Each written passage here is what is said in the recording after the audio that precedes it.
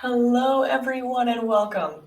My name is Anne, and today I will be sharing an interview with you that I carried out with a Japanese teacher who originally is from El Salvador, and her name is Aracely. She moved to Japan.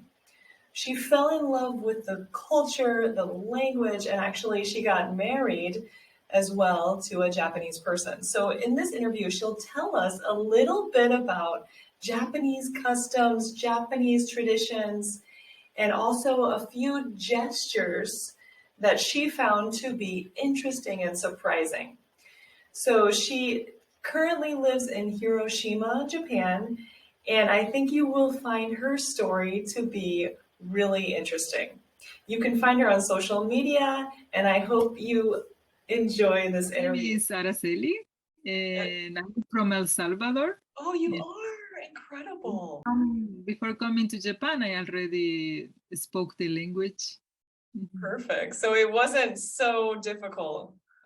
I was already teaching Japanese in El Salvador, and I was interested in the culture, and I always thought that I would like to live in Japan. But the reason that I came here is like because I got married with Wow. Japanese. You did? You married a Japanese person. That's Yes. really cool. Are there some Japanese customs? Because I know in Latin America, when you greet people, usually like when I lived in Brazil, it was like two kisses, and oftentimes, right, the greetings are very warm. I don't know. In El Salvador, do you give two kisses? In El When you Salvador, it's one kiss, Oh, it's and not one all the kiss? time. Do you kiss? You can only greet and say hello. Okay. Oh, yeah. But some people give a kiss, but only one. So in Japan, is it true that they bow? Yeah, it's only like Really? bowing. Yes. And then how do you know how many times to bow? Because it's like respect, right? To bow. Like if you meet a person only once, it's okay. Yeah, when people are saying thank you, sometimes they do it like many times. Oh, Like really, really? you have to take off your shoes before going inside the house. Yeah. But it's Just to not keep only in it the clean house. because they Yeah, want the house clean. yeah, it's for the house clean. Like all the inside the spaces have to be clean. But what was interesting for me was it's not only at houses, it's at schools too. So Oh, wow. yeah, when kids go to school, so they leave their shoes at the entrance, and they put on like a kind like sandals to be inside, and on companies too. Yes, Really? the company too. So I was like, the first time I went to work, I went with my like formal suit and my shoes, like because I went to an interview, so I choose good shoes, isn't it? But I left them in the entrance. Yes. Then you have to bring your sandals with you in your purse. Do you carry them with you? For people that work there, they bring their own, and there is a place to put them. But for visitors, they always have some of sandals for visitors. Restaurants, no. It's like more the idea is like for places that you stay there for a long time. The house, the school, and the company. Oh, that's really At the interesting. beginning, that was surprising to me. I didn't know about it. It's like when I like when a friend came to pick me up in their cars. They always like make me sit like behind, not with them. Even they are alone, and they Oh, in front of really? the car. I was behind. I was why? But it's a custom. Like for guests, they sit in the seat like behind. Like in the back seat, like The back seat. in the That's the back word. seat, In really? the back seat, yes. And it's respectful. It's more It's respectful. respectful. Only one person, and it's like a taxi because they are Yeah. sitting alone in the. Yeah. You felt a little bit strange. You're like, this person is, I'm like in a taxi, but it's my friend. Yeah. It's funny because maybe in the United States, sitting in the front would be more respectful, right? You would feel like a guest of honor if you sit in the front of the car. But in Japan, it's like the opposite. It's if you sit in the back. Yeah, these people they use always like a presentation, like introduction card. Oh, really? They give you their card when they introduce themselves? Yeah, and there is like a special way of giving the card. Like I have one here, like Yeah, this. this is your card, or is this a card someone gave No, you? this is one I received. I received many. So when you give the card, you have to give it in, so the other person can read the front part like this, and Oh, with really? both hands.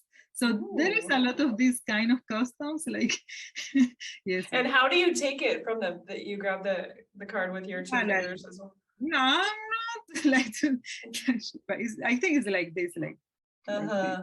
Oh, It's in very their hand. common here for almost for many women. It's like they always like they hide their mouth. Oh, I really? find that really interesting. Like even at television, like recently, I was like, Really? why do they do that at TV? It was like all the time like this. Like What I are they afraid of? That they don't want I people looking think at their like mouth, or? showing your mouth, like doing like this is like it's not well seen. It's not good.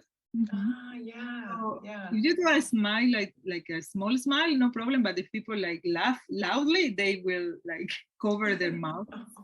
Or yeah, So like, smiling is like you shouldn't smile too big. maybe it's not the smile the problem, but to showing the inside of your mouth is. Oh, I see. It's kind of disrespectful to show the inside of your mouth or open your mouth too Yes, much. Yeah. So yes, it's just better, it's like more respectful to just cover it. it's covered. Yes. That's fascinating. Yeah. Doing another gesture.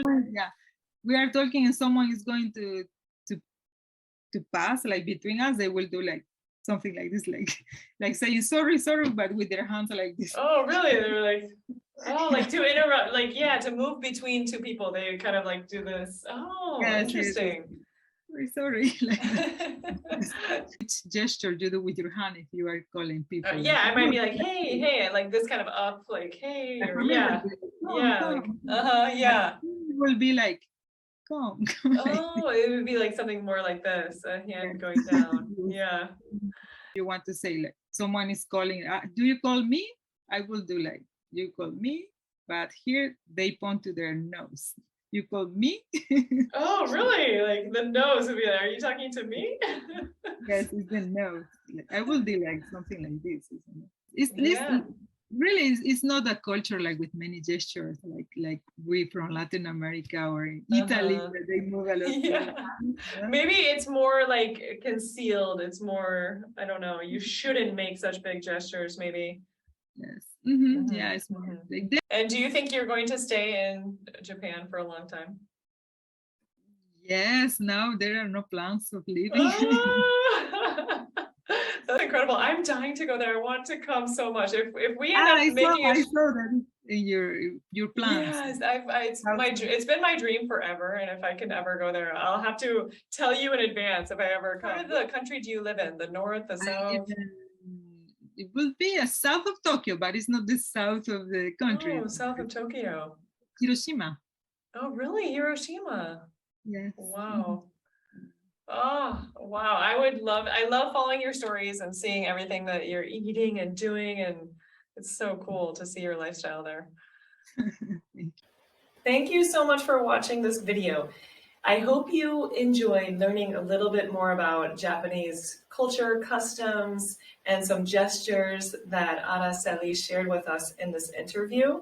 If you have any other questions, you can leave some comments under the video and we can answer them.